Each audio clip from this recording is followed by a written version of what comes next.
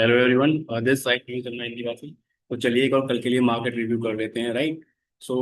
सबसे पहले हम लोग कल बात कर रहे थे, हम बात कर रहे थे कि मार्केट में बहुत ज़्यादा खामोशी है। ट्यूबवेल मुझे बड़ा ही शांत दिख रहा है। मुझे लगता है कि आज शाम को कुछ तूफान आने वाला है। एंड एग्जैक्टली देखें तो यूएस एंड ईरान का जो टॉक होना था वो कहीं ना कहीं ठंडे बस्ते में गिरता हुआ दिख रहा है।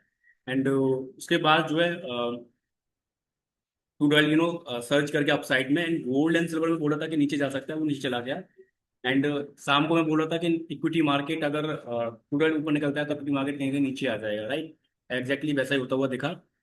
मार्केट थोड़ा सा उतना नीचे नहीं उतना जाना चाहिए था, जस्ट बिकॉज क्योंकि यूएस मार्केट क्लोज होने से पहले ही ट्रम्प का एक स्टेटमेंट आया कि जो है हम लोग जो है डेडलाइन नहीं दे रहे हैं सीज फायर का। ईरान की तरफ से हम वेट कर रहे हैं कि उनका क्या प्रस्ताव एंड ऑल आ रहा है। ठीक है। हम लोग देख लेते हैं कि मार्केट किस तरह से रिएक्ट कर सकती है एंड ऑल, तो हमें ध्यान रखना है।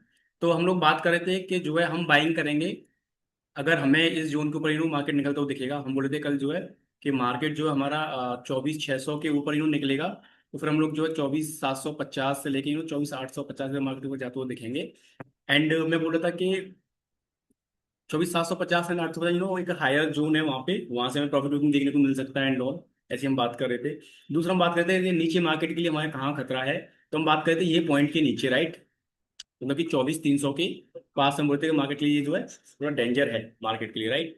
अभी देखें तो मार्केट बिल्कुल 24,300 के पास आके खड़ा हो गया है। अगर कल मार्केट 24,300 के नीचे निकलता है जस्ट बिकॉज ऑफ न्यूज, तो ये जोन का हमें ध्यान रखना है। कल इसके नीचे अगर हमें ओपनिंग मिलता है तो हमें फिर ध्यान रखना है यहाँ से 24,100 से लेके 24,000 की तरफ निफ्टी हमें जाता हुआ दिखेगा। तो बहुत सिंपल रखना है यहाँ पे।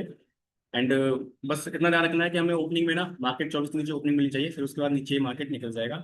एंड 24,100 निकलते ही बाद 24,000 टारगेट रहेगा। एंड उसके बाद जो 23,950 तक मार्केट जाता हुआ हमें दिखेगा। तो ये हमें प्लानिंग रखनी है।